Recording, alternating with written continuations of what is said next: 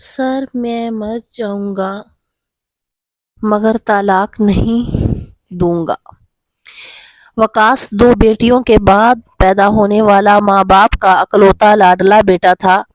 باپ نے بچپن میں ہی بھائی کی بیٹی کے ساتھ بات طے کر دی۔ میٹرک میں تھا، بہنیں اپنے گھر کی ہو گئی۔ اس نے آگے پڑھنے سے بھی انکار کر دیا۔ باپ بیرون ملک تھا، چھٹی پر آیا تو ڈرائیونگ سکھا دی اور ساتھ کیری ڈبہ لے کے دیا کہ فارغ رہ کر بری صحبت میں پڑنے کے بجائے چھوٹا موٹا کام کاج کر لے۔ اس نے بھی خوب نبھائی اپنی محنت سے، کیری ڈبے کے ساتھ کرولا گاڑی بھی خرید لی۔ ایک پرائیویٹ کمپنی میں اپنی گاڑی کو رینٹ پر دے کر خود ہی ڈرائیونگ پہ لگ گیا۔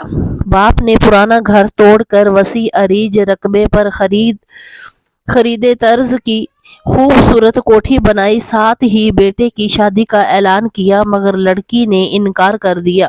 خوبصورت، اونچا لمبا نوجوان ہے، کوئی اخلاقی برائی نہیں ہے، سگریٹ تک نہیں پیتا، با جماعت نماز کا پابند ہے، کھاتا کماتا ہے، ٹھیک ہے، باپ کا اکلوتا وارث ہے۔ کل تو کیا آج ہی سب کچھ اس کا ہے، پھر انکار کی کیا وجہ ہے؟ لڑکی نے 2 ٹوک میں جواب دیا کہ مجھے پسند نہیں۔ تمہیں کون پسند ہے؟ بتاؤ، پسند بھی کوئی نہیں ہے تو پھر اس سے شادی کا انکار بے وقوفی ہے، کہہ کر ماں باپ نے سمجھایا تو کچھ عرصے بعد مان گئی اور دھوم دھام سے شادی ہو گئی۔ 2 ماہ بعد بالکل خیریت سے گزرے۔ اس کے بعد اچانک میکے جا کر بیٹھ گئی اور کہا کہ واپس نہیں جانا۔ چند ماہ تو بات سمجھنے سمجھانے میں گزر گئی، مگر لڑکی ہٹ دھرمی طلاق کے مطالبے میں بدل گئی۔ پہلے خاندان کے افراد لڑکی سمجھاتے رہے، پھر وقاص سے کہنا شروع ہوئے کہ طلاق دے تو دفع کرو۔ ایسی لڑکی کو اس نے بھی کہا کہ طلاق نہیں دینی۔ ایک دن بہت پریشان سا آفس سے آیا اور سر سے چھٹی کا کہا۔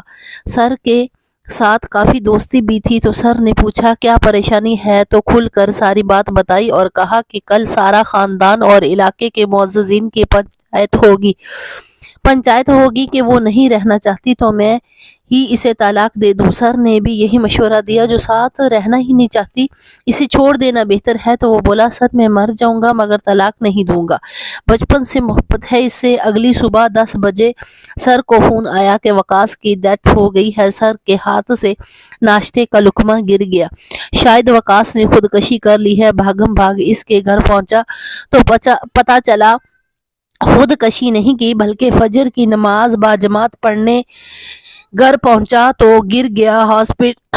ہاسپٹل لے کر پہنچے تو ڈیتھ ہو چکی تھی۔